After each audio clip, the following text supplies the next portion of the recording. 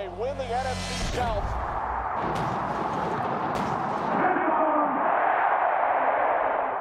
We have real issues on the defensive side of the ball. Real issues. This is the top 5 scoring offenses in the NFL. You got Detroit, Baltimore, Washington, Tampa Bay, and Buffalo, all sitting around relatively 30 points a game. Now you look at the standings and all of those other teams in the top 5, not including Tampa Bay. Buffalo is 6-2. The Commanders are 6-2. The Lions are 6-1. The Ravens are 5-3.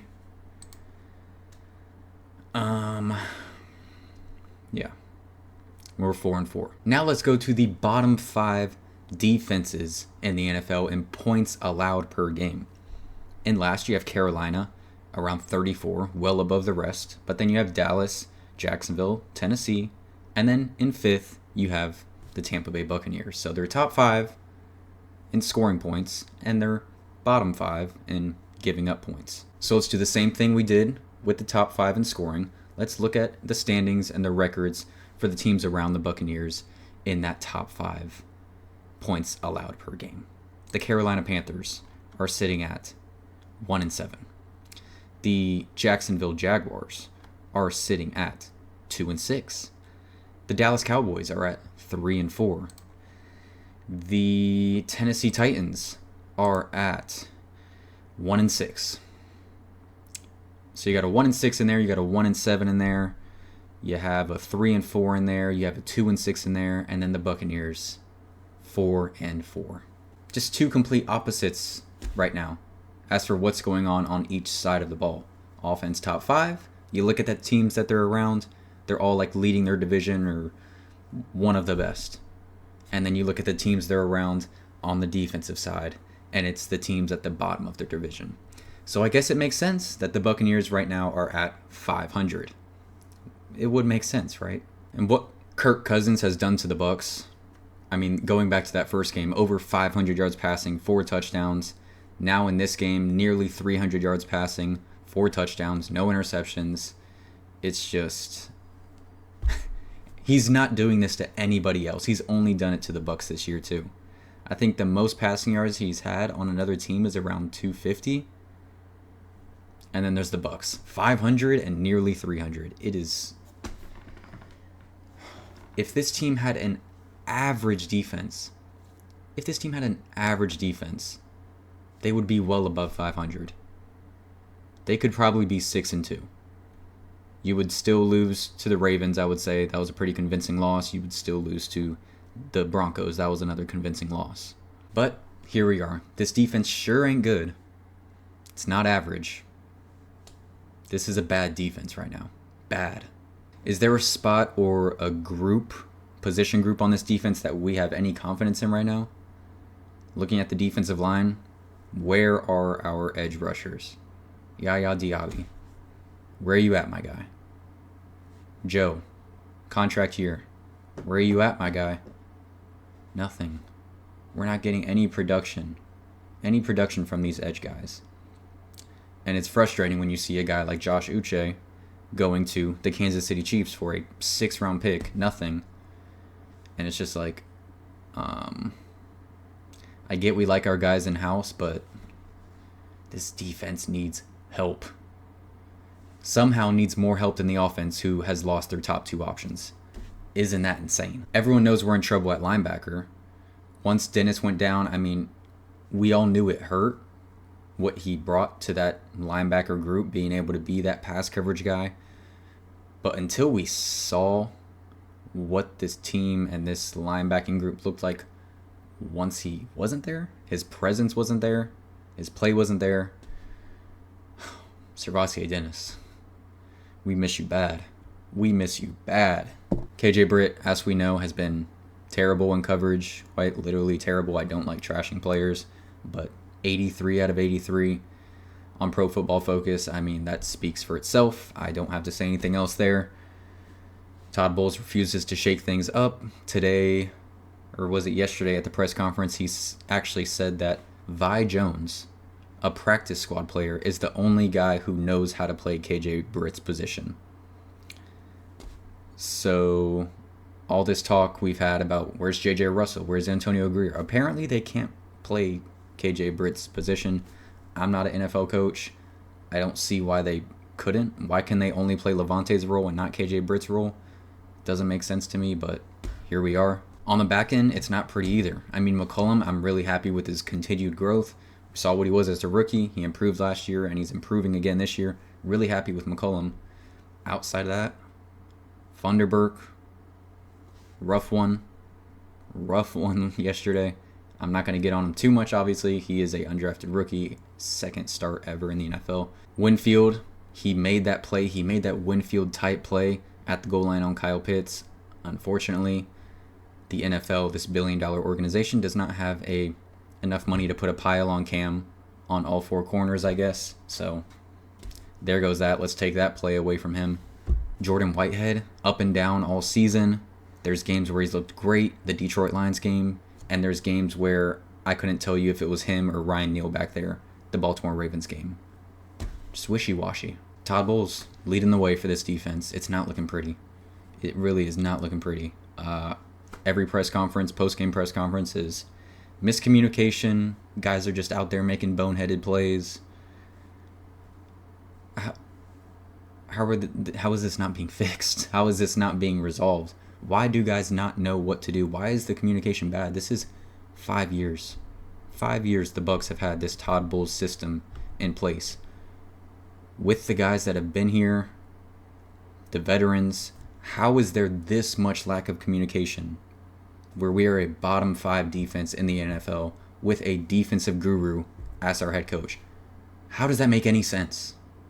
It doesn't. It makes no sense. Bad clock management, more of that. Some interesting decisions like the fake punt on your own side of the field. I like the aggressiveness. I won't lie. I like the aggressiveness, but the numbers were not there. Tavierre Thomas was not going to get that first down. The numbers were not there. There were not enough guys to block that fake for the amount of guys that were coming to tackle Tavierre Thomas to stop the fake. It wasn't going to happen. You need to look at the numbers, call it off, punt the ball. What are we doing? This is counting. This is counting how many guys are there, how many guys we have to block. What? And of course, after they don't get that, the Falcons go down and score, and those were the only points they scored in the second half, was off that ridiculous, boneheaded miscommunication. We've been asking for Todd Bowles to make adjustments all year, and in this game he actually did make an adjustment when you look at what he did in Atlanta and what he did in Tampa against the Falcons. Yesterday was the lowest blitz rate of this Buccaneers defense all season long, and it still just didn't work. It wasn't the adjustment that needed to be made. 2 sacks all day, both from CJ Brewer. Shout out CJ Brewer. This offense wasn't perfect either. I do give it a ton of credit for putting this game plan together without Chris and without Mike in a short week, just 5 days to put together that game plan. You go out there, put up 24 points. That should be enough. Should be enough to win you the game in the NFL. Not with this defense, apparently, who's giving up more than that on average per game. Those turnovers obviously really hurt.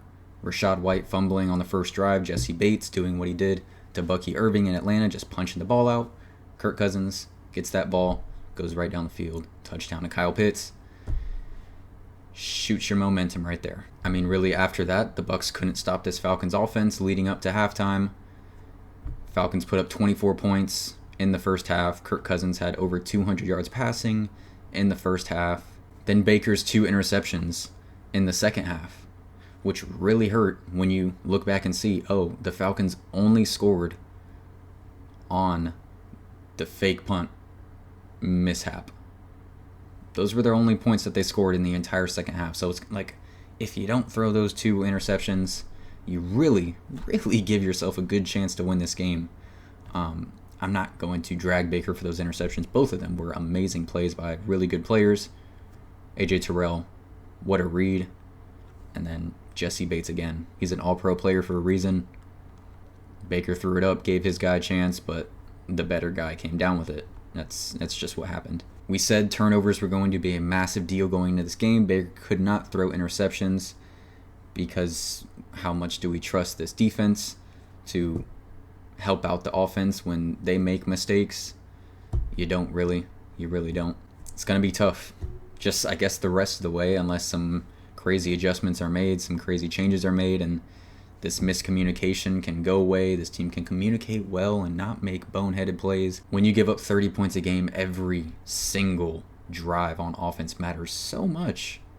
You really give yourself little room to work with for any mistakes throughout the game when you're giving up nearly 30 points a game in the NFL. I'm not using this as an excuse for Baker, but he knows that he needs to protect the ball better. We know he needs to protect the ball better. Especially when the situation that I'm talking about this entire video. One side of the ball is top 5 and the other side is reeling. So every drive matters. But looking back at how these interceptions are starting to stack up, he's at 9 now. He had 10 all of last season. We're 4-4, not even halfway through the season yet, technically. And they're kind of stacking up. And he's tied for first place in the NFL with Patrick Mahomes, of all people.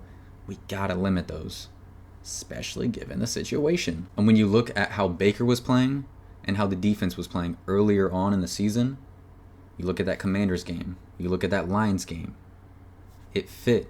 It worked so well. Baker was hitting the open man, 3rd and Godwin, taking off and running when he needed to, throwing the ball away when he needed to, not forcing anything, just trusting this team as a whole. If I got to throw the ball away on 3rd down and not force an interception, he was going to do it and put the faith in the defense to go out there and get a stop. And in those 2 games, they were getting stops. So that was okay. Just overall playing such a clean game. But now when the defense is giving up 30 points a game, chunk play after chunk play after chunk play, you see him forcing things a lot more and trying to play that hero ball that we don't want Baker to fall into. It just seems like Baker Mayfield is playing like he has to respond, has to score if the other offense just scored. Let's say it's 14-14, the other team scores a touchdown and it's now 21-14, the Bucs are down. Baker Mayfield, it seems like he's obviously nothing, I don't know, this is just my feeling. It seems like he's going out on that field like, I have to respond no matter what, because if I don't respond, then our defense comes back on the field, and how much trust is there after these last 5-ish games? How much trust is really there? How much trust do you have in this defense when you see this situation? 21-14, the Bucs get stopped, have to punt the ball back, down 7. Do you trust this defense to keep it at a 1-score game? So I see Baker's mentality in my head, like, gotta respond. We gotta go down the field and score. But sometimes you put yourself in a worse situation where you cost your team points, especially if you're throwing the ball to the other team on your plus side of the field, in field goal range, anything like that. You're costing points. So we just gotta reel it back a little bit. Trust the run game. The run game looks so good, and they kind of went away from it a little bit early. That screen game looks so good. But second half, it kind of seemed like the game plan sort of switched a little bit. This team, I'm frustrated, obviously. I'm pretty annoyed, obviously. But this team, I'm not here to trash this team. I want this team to succeed. I want it to be so much better than what it is right now, because I know it can be so much better. Both sides of the ball just need to support each other. We can't have a top 5 offense and a bottom 5 defense, because you're going to end up as a 500 team. This defense needs to support this offense a bit better. A bit better. We got playmakers on this defense, and a defensive guru as our head coach. It has to get better, and it's not going to get easier these next 2 weeks at Kansas City, at home against San Francisco, and it's looking like Christian McCaffrey is going to make his return in that San Francisco game at home. Gotta love that for us. Gotta love that for us. But I think that's what it is. Both sides of the ball need to support each other much better, and right now the numbers go 100% against that. That's going to be it for me. Thank you guys so much for watching. Please leave your comments down below on what you think the fix is, or if there even is a fix to this Buccaneers defense right now. Once again, thank you so much for watching. Please like and subscribe if you have not already. Go Bucs. You all have a blessed one.